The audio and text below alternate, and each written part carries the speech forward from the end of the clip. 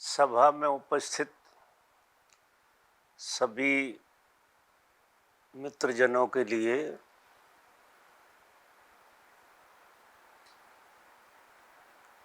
बहुत बहुत स्वागत, अभिनंदन।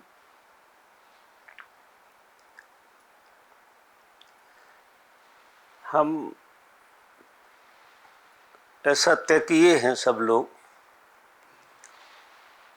और सब उससे राजी होंगे कि 21 दिन के ओशो के बताए हुए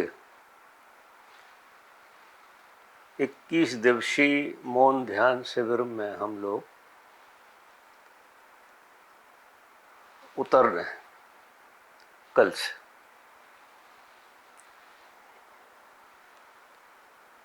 इस ध्यान की कुछ मूल बातें हैं। शायद आपके पास वो कागज सबको मिला होगा और सबने समझा होगा, तो ज़्यादा उस विषय में कहने की बात तो नहीं है, क्योंकि परिचित तो आप सब हैं कि उस ध्यान में क्या हो सकता है। और उस पर जो जोर है, उसमें जो जोर दिया गया है वो इस बात पे दिया गया है कि मन का उपयोग नहीं करना। हम ध्यान में बैठते हैं, मन का उपयोग शुरू हो जाता। ये प्रयोग ऐसा है कि सिर्फ प्राण और शरीर के साथ प्रयोग है, ये मन के साथ प्रयोग है ही नहीं। साक्षी होना या ऐसा करना या जानने की वृत्ति पैदा करना या जो जाना जा रहा उसकी व्याख्या करना, ये बिल्कुल कोई भी चीज इसमें बाधा डालेगी। तो एक तो कल से ये लेक्चर बंद 21 दिन, क्योंकि ये जब हम ध्यान में बैठते हैं तो जो हम सुनते हैं वो हमारे मन में चलता, बहुत देर तक उसी में लग जाती कि क्या कहा ओशो ने। अभी ओशो ने कभी कुछ कहा ही नहीं आपसे, ऐसे मान लो। और क्या सुना आपने जैसे कुछ नहीं सुना। तो सारा प्रयोग ये शरीर और प्राण के ऊपर है। तो शरीर और प्राण आपका एक लय में आ जाए, तो उसके लिए उन्होंने बताया है कि आपकी जो श्वास है वो प्रतिपल, आज भी लेक्चर में कुछ उसको इशारा कर रहे थे कि प्रतिपल ये अकेली हवा नहीं है, ये उसमें घटक मिले हैं कुछ, जैसे पानी में घटक मिले होते हैं, H2O होता है, ऑक्सीजन में घटक मिले होते हैं। ये श्वास ऑक्सीजन की तरह है और इसमें घटक मिले हुए हैं, H2O2 जो भी क्या होते हैं या जो क्या कहते हैं उसको। तो घटक जो है ना सहयोग के लिए, जो हम सांस ले रहे हैं हमें पता लग रही है, तो ये घटक के कारण पता लग रही है। और इन घटक में बीच में परमात्मा है, जो प्राण का घटक बन के उसमें समाहित है, प्राण बन के। तो जो सांस हम भीतर ले रहे हैं उसमें परमात्मा हमारे भीतर प्रवेश कर रहा है। ऐसा हमें मन से नहीं मानना है, या अभी मैं कह देता हूं तो मानने की जरूरत नहीं है, ऐसा सत्य है। और इसे मन में मत रखो, प्रयोग में डालो, क्योंकि आप ढूंढोगे कि वो प्राण कहाँ है। हम उसे सांस में खोज लेते हैं, इतनी बारीक कर लेते हैं कि वो प्राण, तो वो ऐसे पकड़ में नहीं आएगा, वो आएगा पकड़ में। सांस के जो 2-3 घटक हैं ये हट जाएंगे, और जो उसका परम घटक है वो परमात्मा। तो वो हम साफ अनुभव करेंगे, देखेंगे नहीं, अनुभव करेंगे, क्योंकि परमात्मा आनंद का स्वरूप है। परमात्मा को ना तो किसी ने आज तक देखा, मैंने भी नहीं देखा, और ना किसी ने जाना, और इसके बावजूद भी वो है। ये पक्की बात है कि वो है। देखा किसी ने नहीं है, क्योंकि उसे देखा नहीं जा सकता है, वो दिखाई देगा ही नहीं कभी, देखा नहीं जा, जिया जा सकता है। अब इस घटक को तुम देख नहीं सकते हो, इसे जी सकते हो। जिस तरह से ये प्राण का जो घटक है, जो परमात्मा रूप धारण किए है, उसको तुम देख नहीं सकते हो, लेकिन जीते तो हो। चाहे तुम समझ पाओ चाहे ना समझ पाओ, इसके बावजूद भी जीते तुम उसी को। मेरा तात्पर्य ये है कि परमात्मा का तुम्हें पता हो या ना हो, फिर भी तुम परमात्मा हो। चाहे तुम कितनी गहरी नींद में हो, चाहे कितनी गहरी बेहोशी हो तुम्हें, इसके बावजूद भी तुम परमात्मा ही हो। कारण कि तुम परमात्मा के बगैर नहीं हो सकते हो, ये प्रमाण है, उसका और कोई प्रमाण नहीं है। जो तुम्हें अपने होने का बोध हो रहा है, ये इससे आप भरोसा करो कि बिना परमात्मा के मैं नहीं हो सकता। जैसे बिना बाप के बेटा कैसे हो सकता? बाप तो पीछे हो, चाहे तुम बाप है भूल गए हो, तुम लंका में चले गए हो, कहीं भी चले गए हो, बाप को भले ही भूल गए हो, लेकिन तुम्हारे भूलने के बाद भी बाप तो रहेगा। तो हम सिर्फ और सिर्फ उसको भूले हैं, और भूलने से कुछ हम खोए नहीं। चाहे हम भूले हो चाहे ना भूले हो, वो और आपका होना दो है ही नहीं। तुम और वो एक ही चीज का नाम है। तो तुम्हारी सुरती भूल सकते हो, लेकिन तुम्हें भूल जाओगे हमेशा के लिए। ऐसा होता है क्या? तुम्हें फिर याद आ जाएगी, बेहोशी पकड़ जाएगी। इसका मतलब यह है कि तुम नहीं हो। कितनी बेहोशी हो तुम हो। जैसे धर्म की कहते हैं ऐसा कि चेतना की 3 अवस्थाएं हैं। एक जो हम बैठे हैं ये है, ये चेतना की ही अवस्था है। एक जो हम जागृति में एक दूसरे को पहचान रहे हैं। दूसरी अवस्था स्वप्न है, और तीसरी अवस्था जो है वो नींद है। अब नींद में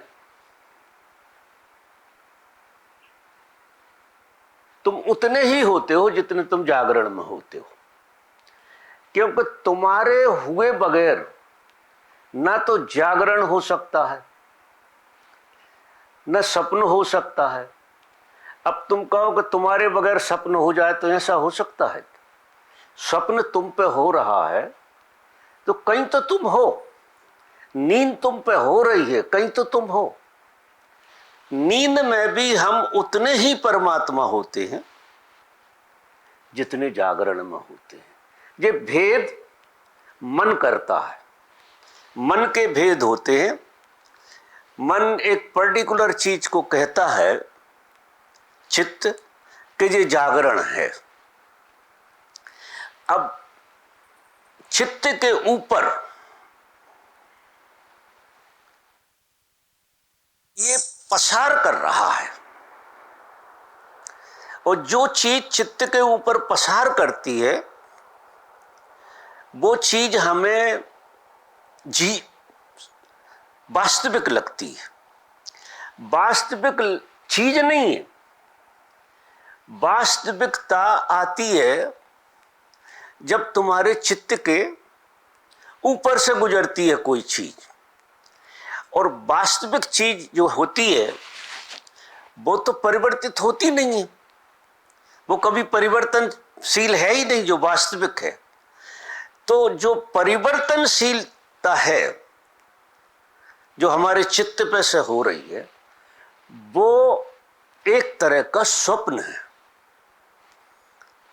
कि तुम्हें कभी पत्नी की याद आ गई, अब पत्नी की याद तुम्हारे चित्त पे से गुजरी है, वो चित्त पे पत्नी रुक गई तो वो सच्ची दिखने लगी, और जब वो चली गई तो स्मृति में सच्ची दिख रही। लेकिन वो स्वप्न हो जाती है जब तुम्हारे चित्त पर नहीं होती, फिर स्वप्न की तरह रहती है, उसका अस्तित्व होता है। कोई भी चीज तुम्हारे चित्त पे से जब गुजरती है तो वो सत्य लगती है, और जब तुम्हारे चित्त से हट जाती है तो वो स्वप्न की तरह हो जाती है। स्वप्न की तरह या ना उसका अस्तित्व उस समय नहीं है, क्योंकि अस्तित्व जो है, जैसे उदाहरण में कहूं कि तुम आईने के सामने खड़े हो जाते हो, आईने के सामने, और चित्त आईना है, तो आईने के सामने खड़े हो जाते हो तो तुम यथार्थ लगते हो कि नहीं? देखने में तुम ऐसे लगोगे कि बिल्कुल मैं हूं, आईने के सामने लगता है कि नहीं? अब ये इस तरफ से देखा गया है। अब आईना कॉन्शियस है जी, ये जो चित्त का आईना है वो कॉन्शियस है, वो सोया हुआ नहीं। वो ये देखता है कि तुम उसके सामने खड़े हो तो प्रतिबिंबित हो रहे हो। समझ रहे मेरी बात? तुम प्रतिबिंबित हो रहे हो उस आईने में, तुम हो नहीं, लेकिन तुम आईने में प्रतिबिंबित हो रहे हो। अब आईने में जो चीज प्रतिबिंबित होती है, और प्रतिबिंब का एक स्वभाव है कि वो बदलता रहता है, क्योंकि वो बहती हुई चीज है। जितने प्रतिबिंब हैं ये सब बहते हुए होते हैं, और जो बहती हुई चीज है वही प्रतिबिंब है। जैसे सिनेमा बहता हुआ होता है, वो प्रतिबिंब है, और चूंकि वो बहता हुआ होता है तो हम क्या करते हैं कि उसे समझ ही नहीं पाते, और वो हट जाता है और दूसरा प्रतिबिंब चढ़ जाता है। तो पहले ये प्रतिबिंब सही था, फिर दूसरा आ गया तो वो सही, क्योंकि हमने उसे गौर से देखा ही नहीं पाया। अगर हम गौर से देख लेते, मतलब हमारे चित्त से हम गौर से देखते, तो आप आश्चर्य करोगे कि वो प्रतिबिंब सामने से ही गायब हो जाता। हम देख नहीं पाते हैं या व्यर्थ हो जाता। अगर सिनेमा रुक जाता है, एक तस्वीर अकेली खड़ी रह जाती है, तो तुम उसे सिनेमा नहीं मानते, तुम्हें जो लगता है ये तस्वीर है, क्योंकि वो गतिमान नहीं हो रही, तो वो तस्वीर दिखेगी। और तस्वीर के साथ क्या माथा फोड़ी करना, वो हकीकत तो है नहीं। और जब वो चलचित्र जैसी होती है तो हम उसे देख ही नहीं पाते, समझ नहीं पाते, वो रूप बदल जाता उसका। तो ये इसी को माया कहती है कि क्षणिक झलक देती है सत्य होने की, और थोड़ी देर बाद वो झूठ हो जाती है, क्योंकि चित्त के सामने जो भी चीज आएगी वो अपनी खबर ऐसी देगी जैसे वो सत्य है। तो मेरा असली में जो आप लोगों से निवेदन है वो ये है कि जीसस ने एक बात कही है कि मेरे राज में उनका ही प्रवेश होगा जो बच्चे जैसे हो जाएं, उनका प्रवेश होगा। अब बच्चे में और हम में फर्क क्या है? बच्चे में और हम में फर्क इतना है कि हम लाखों जानकारियां लिए हैं खोपड़ी में, और बच्चे के पास एक ही जानकारी नहीं है। तो वो ये थोड़ी कह रहे थे कि जीसस के तुम छोटे से बच्चे हो जाओ। उनका ये कहना था, उनका जो इशारा था वो ये था कि तुम बच्चे की तरह अज्ञानी हो जाओ, और धर्म का जो मूल है, जो धर्म का जो मूल है वो तुम्हें ज्ञान देना नहीं है। उपनिषद के ऋषि जो भी बात करते हैं वो तुम्हें ज्ञान नहीं दे रहा है, तुम उसे ज्ञान मान लेते हो और तुम ठोकने लगते हो। वो ये कह रहे हैं कि जो तुमने किताबों से जाना, जो तुमने गुरुओं से सुना, जो तुमने संसार से सीखा, वो सब अज्ञान है और ज्ञान का धोखा देता है। जैसे ये डॉक्टर हो गया, अब ये डॉक्टर होना ज्ञान नहीं है, ये अज्ञान में आएगा।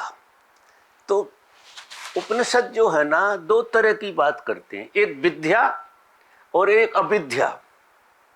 अविद्या मतलब जो विद्या जैसी लगती है लेकिन विद्या होती नहीं। तो इस ज्ञान से तुम बाहर का तो सब कुछ ठीक कर लोगे, लेकिन भीतर का आपको रत्ती भर पता नहीं लगेगा। जो तुम हो और तुम इस ज्ञान के चक्कर में तुम अपने को भूले रहोगे और इसको सच मान के चलोगे जो सच है ही नहीं। तो हमारी सोची हुई बात झूठ, हमारी सुनी हुई बात झूठ, और हमारी देखी हुई बात भी झूठ, क्योंकि वो अज्ञान से देख रहे हो तो कुछ का कुछ ही दिखेगा। वो चीज होती कुछ है और तुम्हें कुछ और दिखती है। अज्ञान का मतलब ये होता है कि वो होता परमात्मा लेकिन बमूल का पेड़ दिखता है या गुलाब का पेड़ दिखता है, और ज्ञान में वो परमात्मा है, अज्ञान में पेड़ है। मजा देखिए, इस जगत में जो भी चीज है, तो जो तुम्हें जैसी दुनिया जान रही है वैसे ही अगर तुम जान रहे हो तो तुम अज्ञान की पहचान कर रहे हो, अज्ञान से पहचान रहे हो उसको, ज्ञान से नहीं पहचान रहे, अज्ञान से पहचान रहे हो। और अज्ञान से पहचान तो होती नहीं है, धोखा होता है, धोखे ही खा रहे हैं।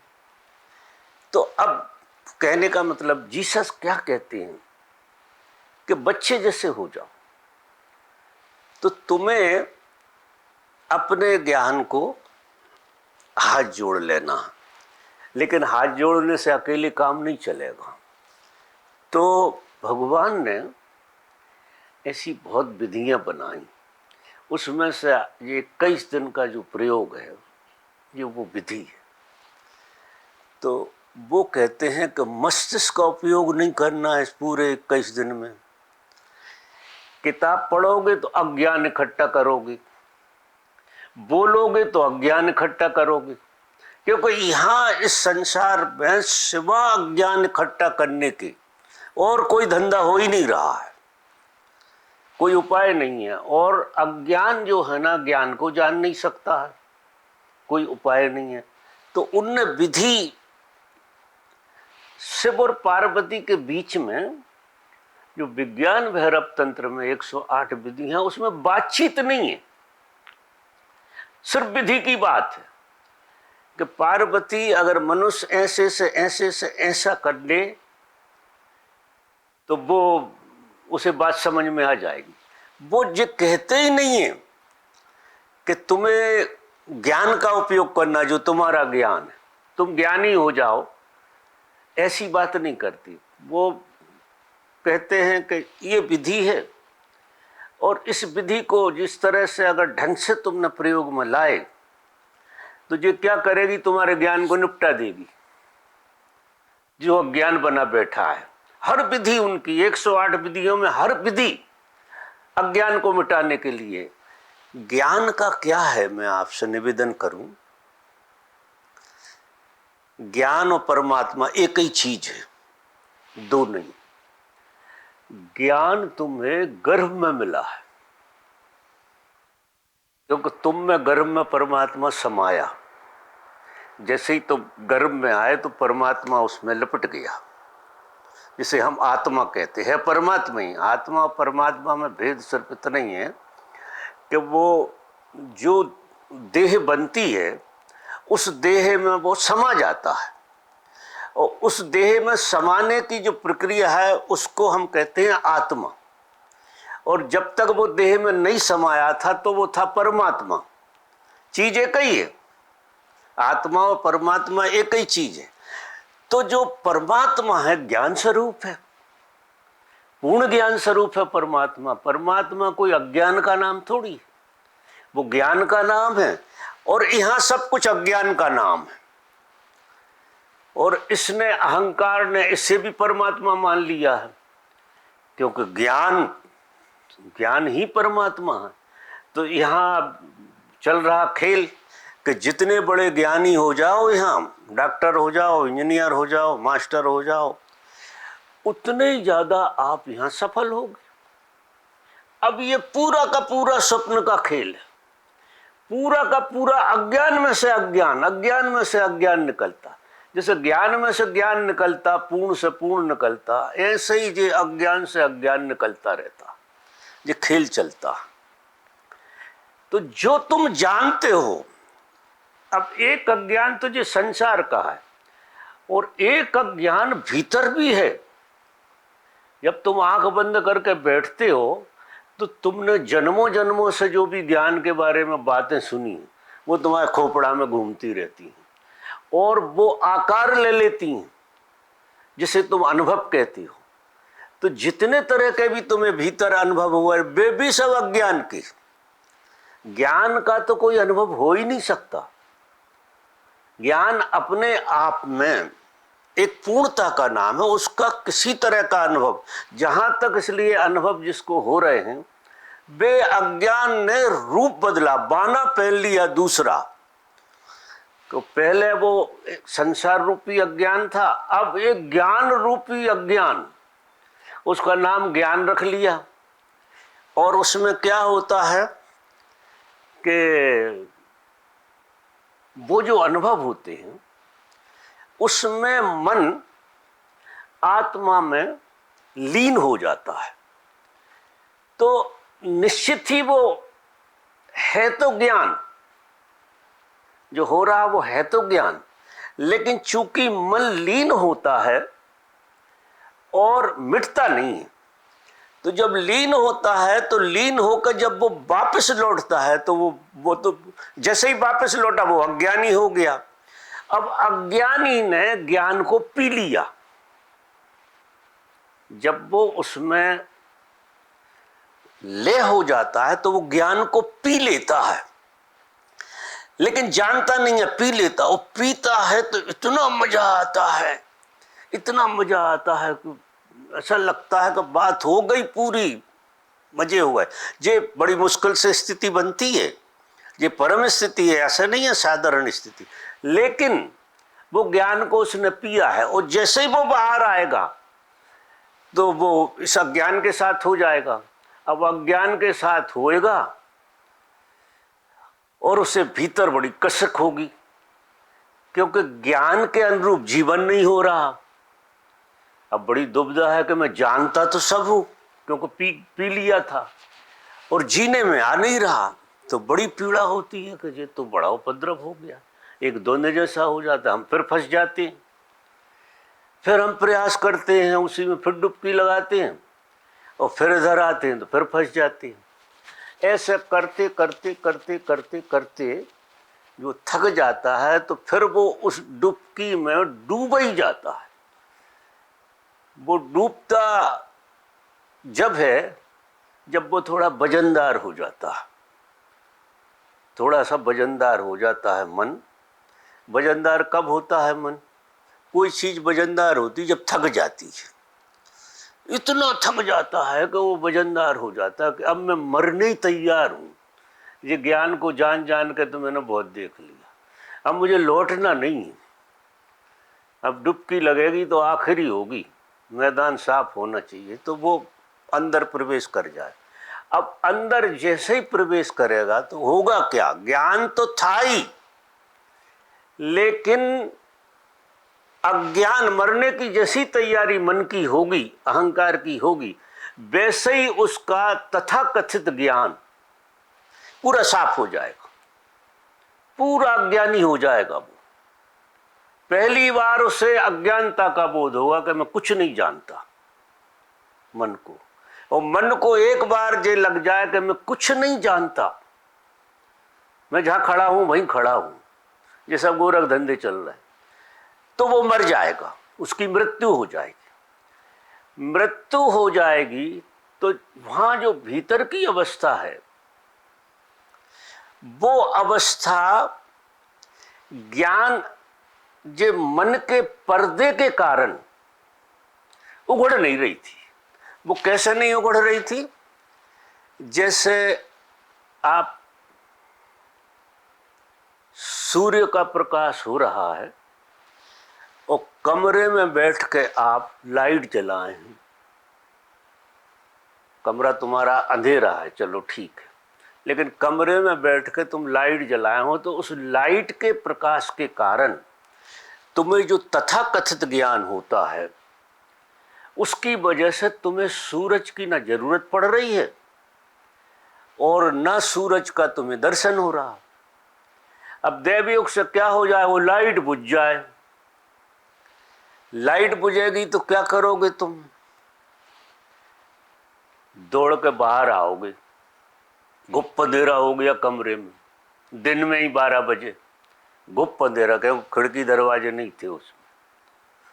तो जैसे ही बाहर आओगे तो वो लाइट जल रही थी, वो लाइट की वजह से, उस लाइट की वजह से हम इस परम लाइट को भूले थे। तो ये जो एक हमारा जो मन है, ये बार बार उसको पीता है, हर जन्म में पीता, हर जन्म में तो क्या कहें, ये रात के पीता है। आप रात में समाधि में होते हैं, आप आश्चर्य करोगे। समाधि में और नींद में रत्ती भर फर्क नहीं है। तुम ध्यान में क्या डूबोगे, कितने ही डूबो फिर भी तुम्हें पता लगता रहता है, कोई खरखराहट होती रहती, लेकिन गहरी नींद खर्राटे वाली तुम्हें लगी है। आप आश्चर्य करोगे, उस समय तुम पूर्ण ज्ञानी होते हो। अब ये देखने में बड़ा उल्टा लगेगा, उस समय क्यों होते हो पूर्ण ज्ञानी? कि तुम्हारा वहां ज्ञान छूट जाता है, तुम्हें किसी बात का पता नहीं लग रहा, तुम्हें नींद का भी पता नहीं लग रहा कि तुम नींद में हो। तो नींद और समाधि एक ही बात का नाम है। अब तुम नींद में तुम्हारा मन डूब जाता है आत्मा में, आत्मा में डूब जाता है, और सवेरे वो आता है तो उससे जो है वो पी लिया था वो ज्ञान। अब वो पी लिया था ज्ञान, वो मोमबत्ती जैसा है सूर्य के आगे। अब सूर्य के आगे मोमबत्ती से काम चलाता है वो। अब मोमबत्ती से क्या है, थोड़ी दूर की चीज दिखती नहीं है, और दिखती है तो कुछ की कुछ मान लेते हैं, कुछ की कुछ मान लेते हैं और अनुमान से जीने लगते हैं। तो फिर ये जो मोमबत्ती वाला प्रकाश है, जो मन पी गया है, वो आत्मा से ही पी के आया है, उससे जो काम होता नहीं है। तो ऐसा लगता है यार, सवेरा होता है तो बड़ा अच्छा लगता है, और शाम होते होते हम अज्ञान में फिर ढक जाते हैं, क्योंकि अज्ञान का प्रभाव ऐसा होता है कि वो जो पिया हुआ ज्ञान है वो प्रैक्टिकल नहीं हो पाता। चाहे तुम ध्यान में जाओ और चाहे तुम नींद में जाओ, अगर तुम ज्यों के त्यों लौटे आए तो पी के आए हो। तुम ज्ञान को जान तो सकता नहीं है कोई, लेकिन ज्ञान जैसा लगेगा, पी के आ गए आप, और वो 24 घंटा ज्यादा से ज्यादा चलेगा, इससे ज्यादा नहीं चलता। इसलिए ध्यान में गहरे से गहरा आदमी उतर जाए, वो लीन होके आएगा, और जब लौट के आएगा तो 24 घंटे उस स्थिति को नहीं जी सकता है। 24 घंटे में उसकी स्थिति बिगड़ जाएगी। वो बाहर का जो अज्ञान है वो ज्ञान जैसा दिखने लगेगा, वो मोमबत्ती जल गई उसकी, तो वो मोमबत्ती नजदीक की बात है, सूरज बहुत दूर है, कौन देखे, तो मोमबत्ती से देखने लगता। तो मेरा जो इशारा है, मैं जो इशारा कर रहा हूं वो ये है कि ज्ञान, जब तुम गहरी नींद में होते हो तो पी के आते हो ज्ञान को। इसका मतलब है कि जब तुम अज्ञानी होते हो तो तुम ज्ञानी होते हो, तुम ज्ञान में होते हो, और जब तुम्हें लगता है तुम ज्ञानी हो तो तुम अज्ञानी हो। अब इसे कोई मानने तैयार नहीं होता कि ऐसा कैसे है, हम ज्ञानी हैं, अज्ञानी कैसे हो जाएंगे। तो लड़ाइयाँ इस बात की हैं, कोई कह दे कि तुम अज्ञानी हो तो तुम जूतम फाग हो जाती है। तो ऐसा थोड़ी है कि मैं अज्ञानी हूँ, मैं सब जानता हूँ। क्या जानते हो? मोमबत्ती में। अब मोमबत्ती का जाना हुआ जीवन की शाश्वतता को जीने में काम नहीं आएगा। जीवन की शाश्वतता में जो काम आएगा वो है ज्ञान। कि बड़ी से बड़ी मुसीबत खड़ी है सामने और इस ज्ञान से हल नहीं होगी, और उस ज्ञान से तो तुम्हारी हो जाए वो तो ठीक है, तुम दूसरे की भी हल कर सकती हो। अगर दूसरा तुम्हारे प्रेम में है, बहुत ज्यादा प्रेम में, बहुत ज्यादा, तो कम से कम उतनी देर के लिए तो उसकी समस्या हल हो जाएगी। उससे उसे एक भरोसा हो जाएगा कि ज्ञान कोई और चीज है यार, क्योंकि हमारे सोचने से हल ही नहीं हुई थी, हमारे समझने से तो हल हुई नहीं थी। हमने समझा लिया था अपने को, वो अलग बात। लेकिन क्या तुम कभी किसी समस्या से पूरे फ्री होकर रहे हो? समस्या चढ़ जाती है, क्योंकि ये अज्ञान से समस्या हल हो ही नहीं सकती है। अज्ञान ही तो समस्या पैदा करता है, तो अज्ञान से समस्या हल कैसे हो जाएगी? ये मन ही उपद्रव करता है, और मन से ही हम हल करने की कोशिश करते हैं। जैसे हम मस्तिष्क कहते हैं, बड़ा हाथ रखते हैं इधर, और इसमें अज्ञान कूट कूट के भरा है। मजा देखो। तो महापुरुष क्या कहते हैं कि तुम बच्चे जैसे हो जाओ। अब ये जो विधि है, मैं तो इस विधि के इर्द गिर्द बातें कर रहा हूं। ये विधि कहती है कि तुम्हें मस्तिष्क का उपयोग नहीं करना, इसमें मस्तिष्क की बिल्कुल जरूरत नहीं है। ये एक प्रयोग है, और प्रयोग अगर लैब में करना है तो मस्तिष्क की जरूरत है, और खुद पे प्रयोग करना है तो मस्तिष्क, चूंकि एक उधार चीज तुम्हें मिली है, इतना तो सब जानते हैं कि जो उधार मिला, ये तो हर आदमी को पता है। जब तुम बच्चा थे, जब ये तो नहीं था उपद्रव, किलकारियां मार रही थी, क्योंकि भीतर से ज्ञान फूट रहा था। बच्चे को ज्ञान फूटता है, वो हंसता है, किलकारियां मारता है, उचकता है, कूदता है, मजा करता है, क्योंकि भीतर उसकी ज्ञान की स्फूर्णा उसे जलाती है। और जैसे जैसे वो बड़ा होता है, अज्ञान उसके ज्ञान को दबा देता है। कारण 1760 लोग उसे झूठा बनाने की कोशिश करते हैं, और उसे बना के ही मानते हैं। कोई पोता बना देता है, कोई भतीजा बना देता है, कोई बेटा बना देता है। अब इस चक्कर में ये मोमबत्तियां दे देते हैं अपनी अपनी, कि इसमें देखो तुम ये हो, इसके प्रकाश में देखो।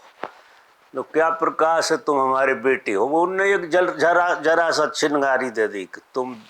अब ऐसे करते करते जी अज्ञान जो है ना, बुरी तरह से हावी हो जाता है।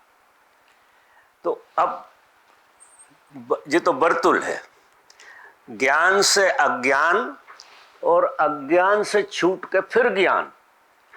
तो ये साइकिल है। जैसे रात के दिन भर थके थकाए रात के विश्राम में चले जाते हो, अब वो जो विश्राम है तुम्हारा, वो विश्राम ही ज्ञान है। क्योंकि ज्ञान उस विश्राम में से सहज स्फूर्णा से आएगा।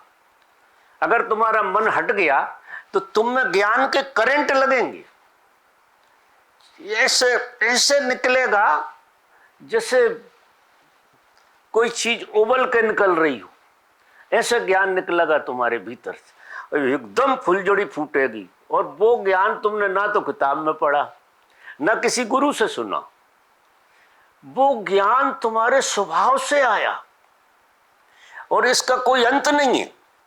तो परमात्मा जिया जाएगा और माध्यम होगा ज्ञान।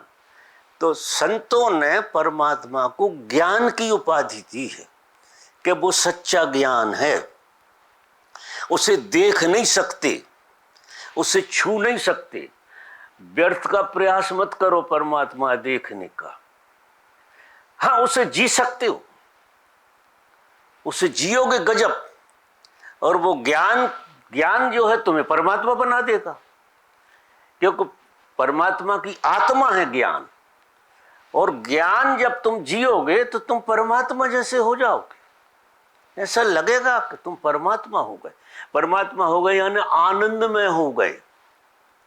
आनंद हो गया तुम्हारी जिंदगी में, बरसात हो रही है आनंद की।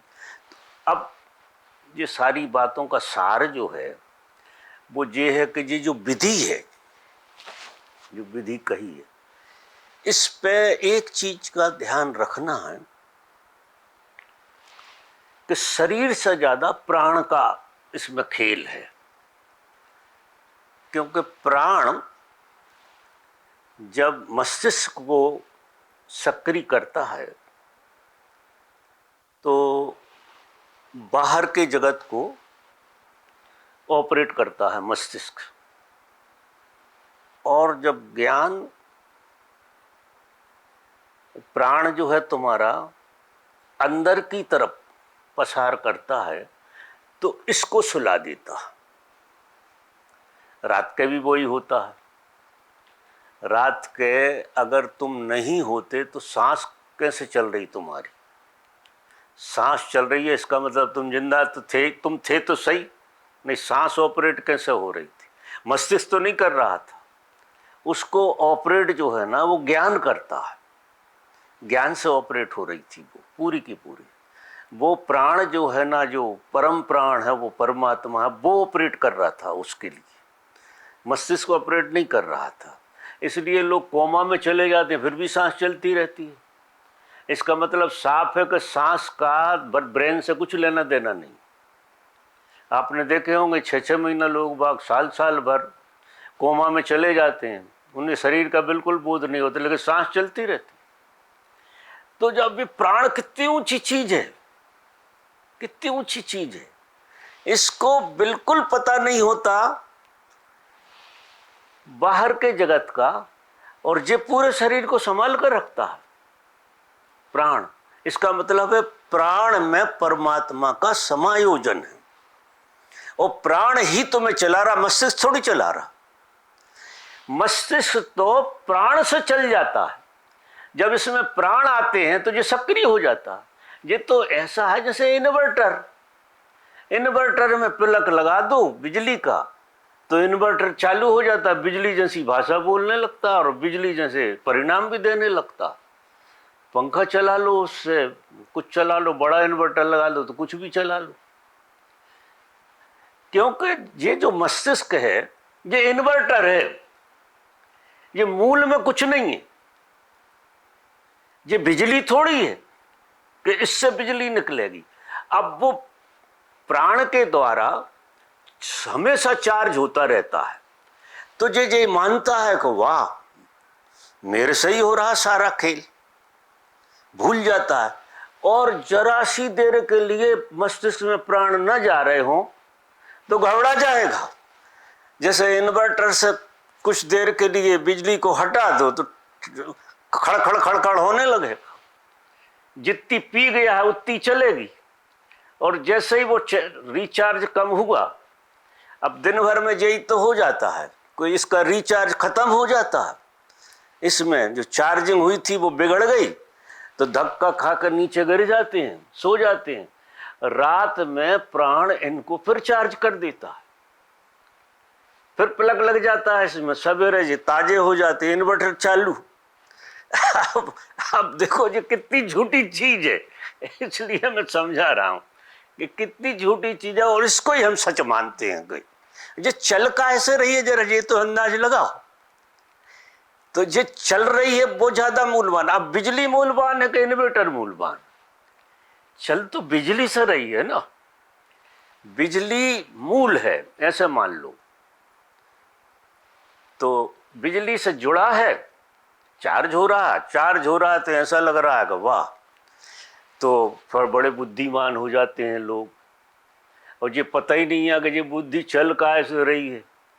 अगर प्लग हट जाए तो बुद्धि साफ, ये कुछ काम करने वाली है नहीं। अब तो जिससे यार ये चल रहा है, हम भी उससे ही चले ना। अब मन को ऐसी जिज्ञासा पैदा हो जाए कि मैं यार इसकी मान कर चल रहा है या इसको चला रहा हूं, मुझे गोरख धंधा, तो मैं वो बिजली वाले सोर्स में चलता हूं। अब बिजली वाला सोर्स जो है ना, आप मन को भीतर इतना डुबा दें अपने में कि वो गल जाए, वो मिट जाए, वो जल जाए, उसका अस्तित्व मिट जाए मन का, तो फिर क्या हो जाएगा कि आप फिर बिजली भी जितनी चीजें बन रही, जो सूर्य से बन रही, और ऊपर चले जाओगे तुम, और सूर्य फिर परमात्मा से बन रहा, वो मतलब वो एक श्रृंखला है पूरी की पूरी। तो तुम्हें पता लगेगा कि यार ये सब खेल खिलौने हैं बीच वाले, तो असली खेल तो परमात्मा है, जो परम ऊर्जा है, जो प्राण को भी चला रही है, वो परमात्मा है। तो ये मन धीरे धीरे थक थका कर ये सब विज्ञान समझ लेगा कि यार जाना तो वहीं चाहिए। अब वहां जाने में क्या है कि थक गए हो और हार गए हो अपने ज्ञान से। ये ज्ञान भी सब मन को ही होता। हार गए हो तो या तो दो रास्ते हैं, या तो समर्पित हो जाओ किसी गुरु को, वो भी एक रास्ता है। तो गुरु को समर्पित जो हो जाए 100%, वो छोड़ दे मेरा कुछ नहीं है महाराज, जैसा तुम जिलाओ मैं जैसा जीने तैयार हूं, मन राजी हो जाए, तो धीरे धीरे वो अपना अस्तित्व खो देगा। फिर वो इन्वर्टर वाली बात खत्म हो जाएगी। वो ये कहेगा गुरु कृपा से जी रहे हैं, सांस आ रही है तो गुरु कृपा से आ रही है, रोटी पच रही है तो गुरु कृपा से पच रही है, पानी पी रहे हैं तो गुरु कृपा से पी रहे हैं। इतना गुरु पे भरोसा हो कि जीवन को गुरु गर्भ की तरह संभाले हुए। अब ये प्रतीति हो जाएगी, तुम फिर बच्चे हो जाओगे।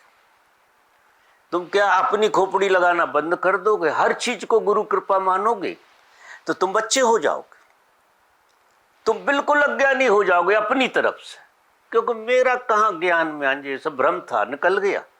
कृपा गुरु की हो रही है, कृपा परमात्मा की हो रही है, ऐसे मान लो। एक तो रास्ता वो है जिसे समर्पण कहते हैं, जो आज की दुनिया में बड़ा मुश्किल मामला है। आज ज्ञान जो है, इन्वर्टर इतना ज्यादा चार्ज हो गया है कि जो मानने ही तैयार नहीं है तो कोई गुरु गुरु होता है, या ऐसी भी कोई घटना होती है कोई हमें चला रहा है। ऐसा तो नहीं है, हम तो हमसे ही चल रहे हैं, क्योंकि हम नहीं चलें तो कोई क्या कर लेगा, जे बैठे हैं। अब वो नहीं चले तो ऐसे बैठने में भी उसी का सहयोग है, जो पता ही नहीं, सहयोग उसी का है। तुम कुछ भी कहो उसी के सहयोग से जी रहे। तो दो ही तरह से बच्चे जैसा हो जाना, या तो मन को मिटा लो जिसे ध्यान कहते हैं, कि वहां इतने डूब जाओ कि लौट के आने की जरूरत नहीं है। तो लौट के तो परमात्मा ही आए तो आए, ना आए तो ना आए। बाद में क्या होगा इसका प्लान नहीं। डूबने में मजा आ रहा है तो आप काहे को बाहर आ रहे हो, डूबे रहो। अब कोई आदमी लंबा डूबा रहेगा, गल जाएगा, मिट जाएगा। हम डूबते भी वहां तक हैं जहां तक हम बचे रहें और चार्ज हो जाएं। हम ध्यान भी वहां तक करते हैं। जाते हो तुम उसी जगह पर जाते हो जहां तुम मर सकते हो, लेकिन ध्यान में बैठे और वहां तक जाते हो जहां तक तुम चार्ज हो गए, फिर कुनकुनाहट शुरू हो जाएगी। या वहां बहुत गहरे गए तो भय भी पकड़ जाएगा कि यार मर ना जाए, कहाँ जा रहे हैं अंधेरे में, पता नहीं कहाँ जा रहे हैं। मजा भी आ रहा, फिर भी वो उचका के बाहर ले आएगा मन। तो ध्यान में अगर तुम पूरी मरने की तैयारी से अंदर गए तो तुम उसमें लय हो जाओगे और फिर शेष बचेगा वो परमात्मा। वो तो था ही, वो तो परमात्मा ऐसी घटना नहीं थी कि कभी तुम्हें मिलेगा। वो तुम चाहे जैसे नाटक कर रहे हो, जो ऊपर ऊपर के इन्वर्टर वाले खेल, लेकिन बिजली तो जान रही है कि हमसे ही चल रहे हो। इन्वर्टर थोड़ी चला सकता है, बिजली तो ये समझ ही रही है कि मेरा प्लग ना लगे तो अभी हाल मैदान साफ हो जाएगा। लेकिन वो इन्वर्टर भ्रम हो गया, मन रूपी मस्तिष्क रूपी इन्वर्टर है जी भ्रम हो गया। तो हमें अभी ये जो प्रयोग करना है, इसमें अब ये सारी बात का सार क्या है कि परमात्मा जैसा अभी कुछ तुम्हारे साथ जो चलता है वो तुम्हारा प्राण है, जो तुम्हें अनुभव में भी आता, वो मन को भी अनुभव में आता, क्योंकि वो प्राण दोनों चीजें चलाता है, मस्तिष्क को भी चलाता है और परमात्मा से भी कनेक्टेड है और मस्तिष्क से भी चला रहा है। तो वो एक बीच की कड़ी है। तो अब उस कड़ी को पकड़ लो, प्राण को पकड़ लो। तो जिनने भी प्राणायाम के बहुत गहरे प्रयोग किए हैं वो भी इस सत्य को जान गए हैं, वो भी बच्चे हो गए हैं। और प्राणायाम चूंकि अलग से करने की जरूरत नहीं है, हमारे 24 घंटा चल रहा है हमारे भीतर। तो हम प्राण पे पूरा मन को डाल दें, प्राण के साथ मन को लगा दें कि जिससे दोस्ती कर ले यार तू, इसे मत छोड़ना, क्योंकि ये परमात्मा की सुगंध लिए और परिणाम भी आते हैं कि उसके साथ थोड़ी देर भी चलते हो तो आनंदित होने लगते हो। अगर कोई आदमी 1 घंटा भी प्राण के साथ मन को लगा देता है वो तरोताजा हो जाता है। तो अब ये बात तो बिल्कुल साफ हो गई कि आनंद आता कहाँ से, आनंद का सोर्स क्या है। अब मन चूंकि ज्ञानी है तो वो लौट लौट आता है, अभी थका नहीं है अपने ज्ञान से। तो जब शास्त्रों से, वेदों से, पुराणों से, गुरुओं से, सबसे कोई थक जाता है तो वो इस यात्रा पे जाता है, वो बिल्कुल अकेला हो जाता है और इस यात्रा पे जाता है। उसे एक बार तो ऐसा लगता ना कोई परमात्मा है, ना कोई आत्मा है, ना कुछ है, ना कुछ है, ये सब गोरख धंधा है। और इतनी थकान से भर जाता है, इतनी थकान से भर जाता है कि वो अपने आप में टूट जाता है, मिट जाता है, वो गल जाता है। जैसे ही वो गल जाता खेल शुरू हो जाता। तो वो थकेगा।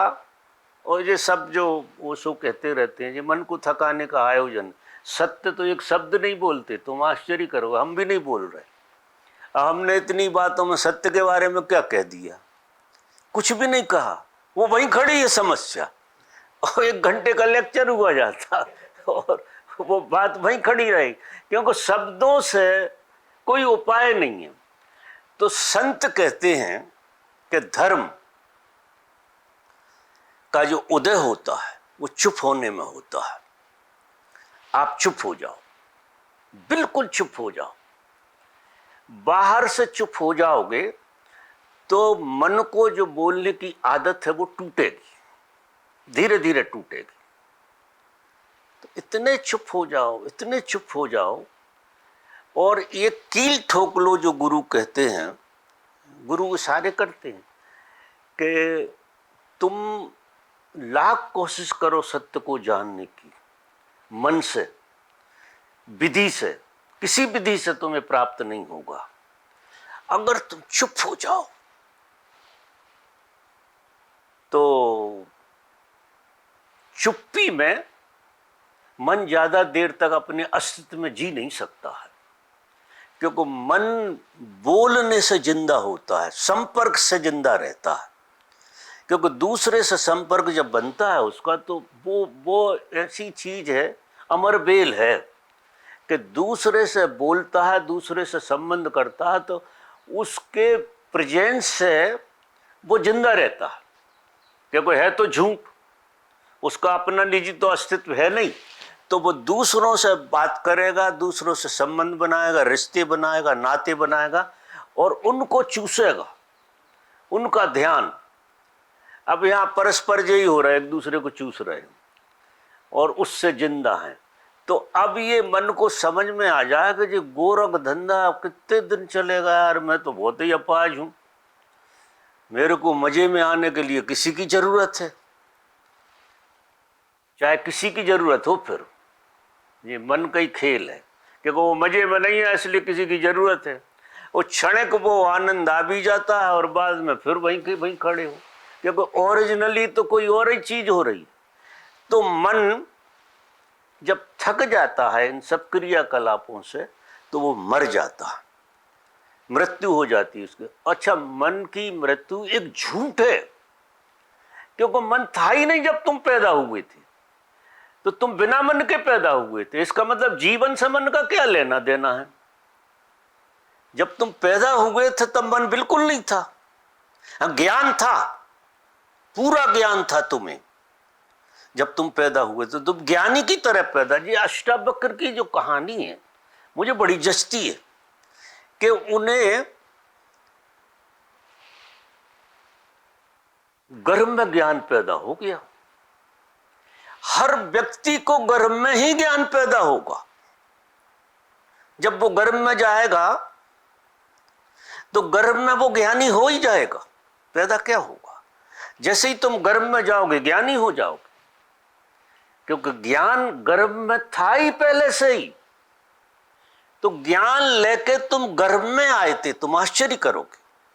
अष्टावक्र इतना जागरूक था कि उससे पूर्व जन्म की रही होगी कोई यात्रा, उससे ये पता लग गया अपने ज्ञान का कि मैं ज्ञानी हूं, और वहीं से ज्ञान शुरू हो गया उसका। हमें बहुत पापड़ बेल का पता लगेगा, लेकिन अष्टावक्र में हम में भेद सिर्फ इतना है कि वो इतना सचेत था कि गर्भ से ही पकड़ लिया, और हम इतनी मूंगफली बेच रहे हैं जिसका कोई हिसाब नहीं। और इसके बाद थक थका के और वो गर्भ वाली स्थिति में पहुंचोगे फिर ज्ञान हो जाएगा। अब ये जो मृत्यु है, जो मौत है, वो तुम्हें कहाँ भेज देती है? और मरता क्या है? तुम्हारा ज्ञान। मौत में तुम्हारा सब ज्ञान मर जाता है। और ज्ञान की वजह से अब कोई मेरी पत्नी है, ये भी एक ज्ञान है जो उपद्रव में डाले हुए। ये झूठा ज्ञान है कि कोई मेरी पत्नी है, अब कोई किसी की पत्नी है, ये भ्रमणा एक ज्ञान है जी, जो ऐसे झूठ हमें जला रहे हैं। हमारे पास 1 करोड़ रुपया है, हमारा है, ये अज्ञान है, ज्ञान नहीं है। अब ये अज्ञान का प्रतिबिंब से हम जी रहे हैं, अभी प्रतिबिंब है जी, ज्ञान का प्रतिबिंब है अज्ञान। क्योंकि ये अज्ञान आता कहां से? ज्ञान में से ही आता है। इसको देखने की, समझने की मन को जो क्षमता मिलती है वो तो ज्ञान पीता है। और रात में जब सो जाता है तो ज्ञान पीता है, उसमें से ही आ जाता है। तो मौत जो है ये सब छुड़ा देगी, मैदान साफ कर देगी तुम्हारा। और मौत मतलब मन की मौत, वहां कोई मरता बरता है नहीं है। ज्ञान में तो न जन्म हुआ न मृत्यु हुई। जब तुम गर्भ में ज्ञान में थे तो मतलब ज्ञान तो बाद में, ज्ञान तो पहले था, गर्भ बाद में बना। ज्ञान की वजह से ही तो गर्भ बना। तो ज्ञान जो है ना वही परमात्मा है, जो सच्चा ज्ञान। और ये अज्ञान जो है ना, अब मेरा मतलब ये है कि ज्ञान को समझने के लिए सीधा ज्ञान में उतरने की जरूरत नहीं है। अज्ञान को जितना तुम देख लो कि जो तुम कर रहे हो, जो तुम सोच रहे हो, जो तुम देख रहे हो, सब अज्ञान का खेल है। इसी को माया कहते हैं। जो ज्ञान अज्ञान ज्ञान जैसा बन के बैठा हुआ है, वो थोड़ा पी के आ गया है उधर से, थोड़ा सच्चा, थोड़ा ज्ञान भी है उसमें, क्योंकि कोई भी चीज जो होती है ना वो कुछ मिलावट से होती है। तो अज्ञान में भी ज्ञान मिला है। तो क्या होता है कि ज्ञान का जो आनंद आना चाहिए वो तो आ नहीं रहा, और ज्ञान है भी, वो सच्चा दिखता है। वो सच्चा इसलिए दिखता है कि वो पी के आया है। तो हम रात के जो सोते हैं उसमें हम परम ज्ञानी होते हैं, सब परम ज्ञानी होते हैं। तो जिस ढंग से तुम रात में सोते हो, इस ढंग से तुम दिन में सो जाओ, खड़े खड़े सो जाओ, जागते जागते सो जाओ, बैठे बैठे सो जाओ। मतलब बैठे बैठे सो जाने का मतलब ध्यान। और इतने लीन हो जाओ, एक रात में तुम्हें 4-5 घंटे 8 घंटे नींद की जरूरत है। 8 घंटे अगर बैठे बैठे सो गए तुम, यानी ध्यान में सो गए, तो तुम मर जाओगे। क्योंकि नींद में तुम सोते हो, 8 घंटे में तुम्हें नींद वापस फेंक देती है चार्ज करके। और ध्यान में 8 घंटे अगर बैठ गए, उस अवस्था में ऐसे नहीं कि जिद करके बैठे, कुतर पुतर हो रही और टाइम 8 करके रहेंगे हम, तो 20-20 घंटा से बैठे हैं, ऐसे खड़े श्री बाबा बहुत सारे हैं, वो काम नहीं बनेगा उससे। आप सच में डूब गए 8 घंटे। तो 8 घंटे में जैसे नींद में से उचक के बाहर आते हो, ऐसे तुम उस तरफ पूरे के पूरे चले जाओगे। नींद का यही है कि नींद समाधि पूर्ण इसलिए नहीं होती कि मन को चार्ज करके भेजती है तो समाधि, लेकिन वो मिटा नहीं सकती है। मिटाने के लिए आपको जागृति साथ में चाहिए। तो जागृति की अवस्था हो और विश्राम नींद जैसा हो। अब ये 2 शर्तें, जागृति पूरी बनी रहे और विश्राम बिल्कुल नींद जैसा हो। जितने नींद में तुम सब चीजों से छूट गए थे, ऐसी हर चीज से छूट गए हो, तो तुम मिट जाओगे, फिर नहीं बच सकते। तो 2 ही रास्ते हैं। ये कठिन रास्ते की बात कह रहा हूं मैं, बहुत कठिन रास्ता है जी। क्योंकि ये पीने वाले तक भी बहुत कम लोग पहुंच पाते हैं कि उनका रोज ध्यान वहां तक लग जाए कि वो ज्ञान को पी के आ जाएं। तो वे ऐसे लोग बड़े नैतिक हो जाते हैं, बड़ा मतलब वो अज्ञान को उतना ही उपयोग में लेते हैं जितनी जरूरत होती है, बाकी वो ठीक ठाक जी लेते हैं। जो रोज डूबते हैं वे ठीक ठाक जी लेते हैं, क्योंकि अज्ञान उन पे हावी नहीं हो पाता। क्योंकि रेगुलर, इसलिए ध्यान रेगुलर करना चाहिए। रेगुलर आप सोते भी तो हो, तो सोने से क्या हो जाएगा, मन चार्ज हो जाएगा, और ध्यान से क्या हो जाएगा, ज्ञान पी जाएगा। और ज्ञान पी जाएगा तो वो ज्ञान तुम्हें संसार में बहुत मजेदार जिलाएगा।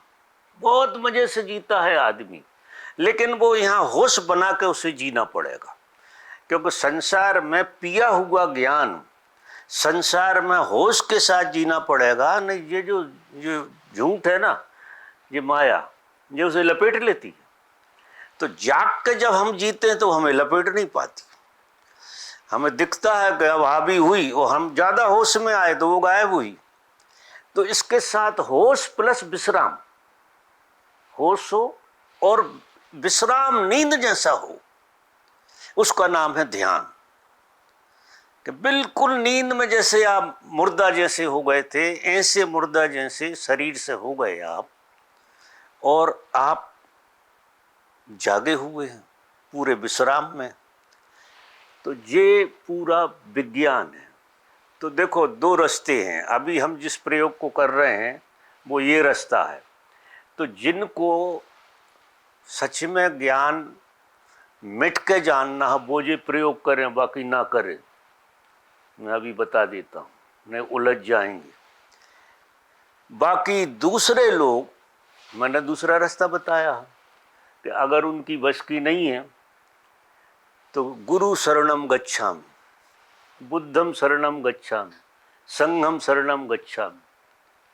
उनके ये मंत्र बना लें कि हम जो महापुरुष अनादिकाल से हुए हैं उनको नमस्कार करते हैं। फिर उसमें राम कृष्ण सब आ जाएंगे, ब्रह्मा विष्णु महेश, हर एक जो भी दिव्य है हम उसको समर्पित होते हैं। और जो गुरु हैं हमारे, उनको हम साष्टांग समर्पित होते हैं। एक रास्ता ये है, वो भी हम सवेरे से क्या अभी से जीने लगो, उसमें तो कोई देर है ही नहीं। सरल वो है, लंबा है थोड़ा, उसमें थोड़ा समय ज़्यादा लगता है लेकिन मीठा बहुत है। और इसमें जो जो मैंने अभी कहानी सुनाई तुमको, इसमें वो इतना ज़्यादा खेल है जिसका कोई हिसाब नहीं। तो मैं आग्रह नहीं कर रहा हूं कि आप इस खेल को खेलें। मुझे ये खेल ज़्यादा पसंद है जो मैंने आपको बताता हूं, तो उसे जोर से कहता हूं कि मुझे वो पसंद है। अब मैं इस खेल को जीता हूं, जिस खेल को मैं तुमसे कह रहा हूं, दूसरा वाला खेल, वो अभी भी जीता हूं, क्योंकि भीतर रहूंगा मैं उस अवस्था में, वो बाहर हाथ जोड़ के खड़ा हो जाऊंगा, सारे भगवानों को नमस्कार करूंगा, सबका आदर करूंगा। भगवानों को नहीं, मैं तो आपको भी भगवान की तरह देख लेता हूं, देखा ही है, तुम हो ही भगवान जी, मुझे पता लग गया।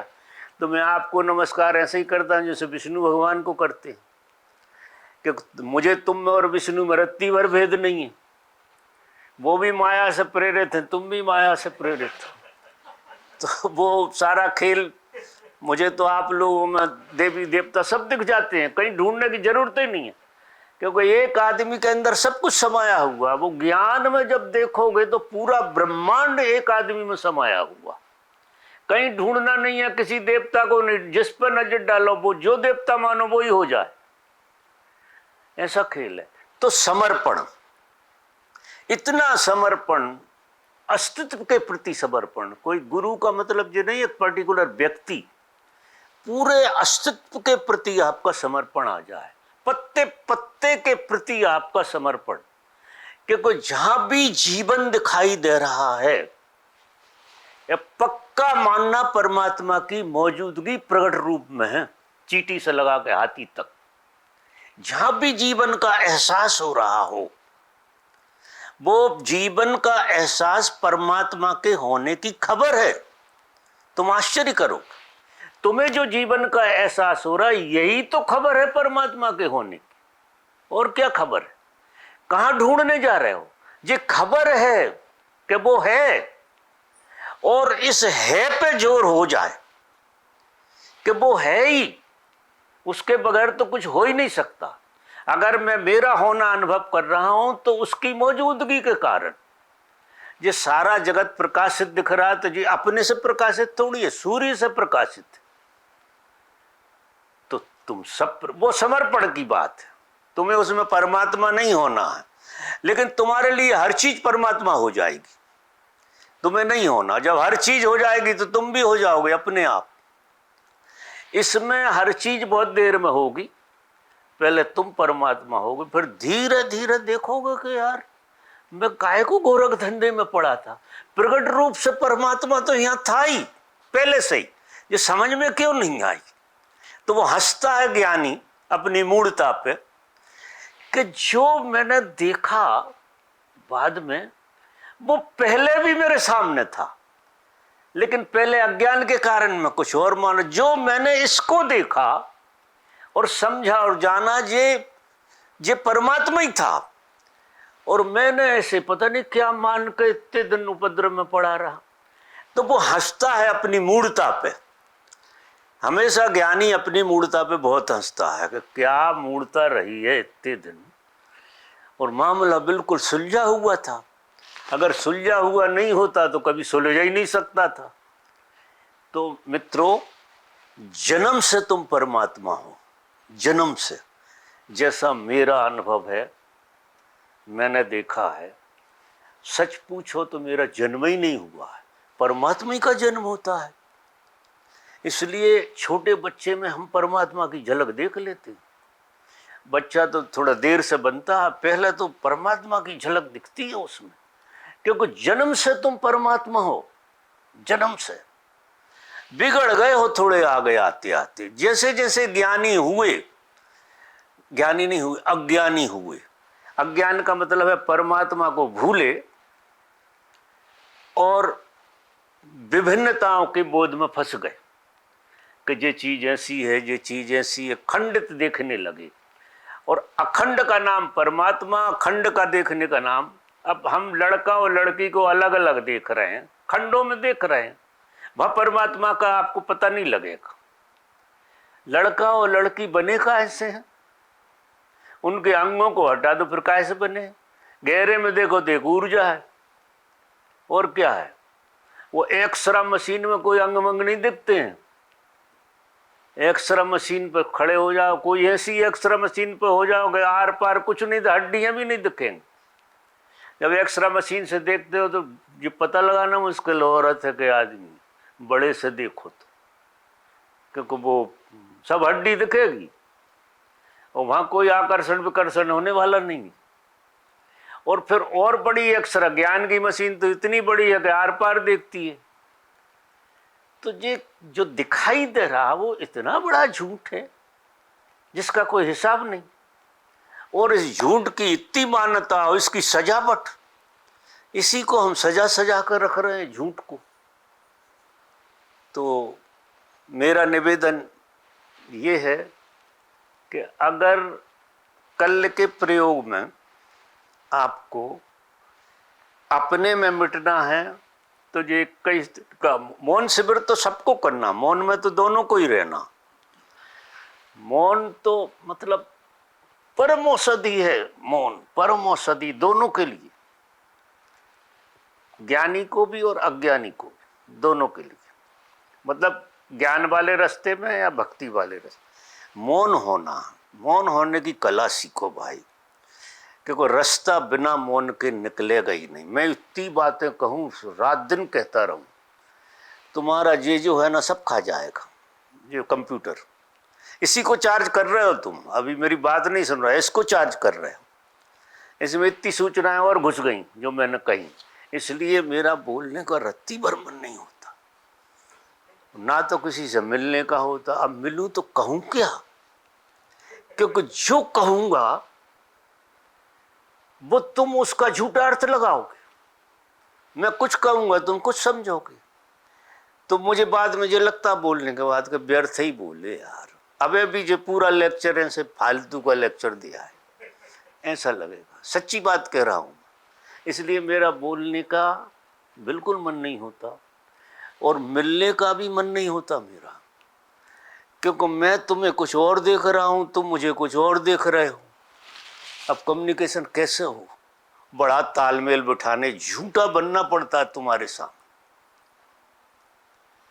अब ये गुरु गुरु बनना भी मुझे झूठा पड़ता है। काय का गुरु, काय का शिष्य ना कोई। अब तुम और हम जब एक ही हैं तो गुरु शिष्य का क्या मतलब है?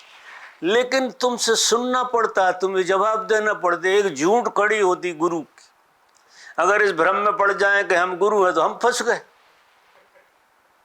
और इस भ्रम में कि तुम शिष्य हो तो फंस गए। अगर हमने तुम्हें शिष्य माना तो गए काम से, और तुमने अगर हमने अपने को गुरु माना तो भी गए काम से। दो चीजें बिगड़ जाएंगी। इतना बोध रख के बातचीत करते हैं व्यर्थ की, शायद ईमानदारी की बात बताएं, शायद काम में आए। और ये सारी बात हमने इसलिए करी है कि तुम चुप हो जाओ और मैं भी चुप हो जाऊं। आप देखो, दो चुप्पी जो काम करेंगी वो दो बोलने वाले नहीं कर सकते। तुम चुप हो जाओ बस। तो तुमने मुझे समर्पण किया, ये मैं मानता हूं। अगर चुप नहीं हुए तो तुम्हारा समर्पण नहीं है, तुम झूठ बोल रहे हो। अगर तुम बोल रहे हो तो तुमने मुझे सुना ही नहीं, इसने सुना, कंप्यूटर ने। ये फटकारोगे कहीं और दूसरे काम में आएगी नहीं। तो दोनों तरह की विधियों की आज बात हो गई। 21 दिन में कोई अच्छा दिन है तो हम जितने लोग हैं ये परमात्मा होकर लौटे। समर्पण से भी लौट सकते हो। समर्पण से तुम्हें सब जगह परमात्मा दिखाई देने लगेगा, और ज्ञान से तुम्हारे भीतर सारा ज्ञान प्रकट हो जाएगा। फिर खोल के आंख तुम्हें जो संसार भी वही लगेगा। घूम फिर के दोनों बातें एक ही आ जाती। ज्ञान और भक्ति एक सी चीज है। तो जैसे भक्ति में जीना हो वो समर्पण में जिए, जैसे ज्ञान में जीना मर जाए मरने की तैयारी हो। कबीर कहते हैं मरो रे जोग, वो कहते हैं गोरख मरो रे जोगी मरो। कबीर भी कहते हैं जो घर बारे आपनो, घर कौन सजे। मतलब आइडेंटिटी के तुम शरीर हो। जे इतनी झूठ जिसका कोई हिसाब नहीं। अब मैं विदा लेता हूँ आपसे, नहीं और फालतू की बातें होंगी तो मैं क्षमा भी मांगता हूँ। किसी को ये बात उल्टी सीधी लग रही हो तो मुझे माफ़ करना। और क्योंकि खोपड़ियाँ सब तरह की होती हैं, वो कंप्यूटर काम करता रहता है तो वो बातें सुनते सुनते कोई बात को लगती ये ठीक है, कोई को कहते ये गलत है, क्योंकि वो सुन थोड़ी रहे हैं, कैलकुलेट कर रहे हैं बातों को। ठीक, धन्यवाद बहुत बहुत आप सभी के लिए और बहुत बहुत आशीर्वाद।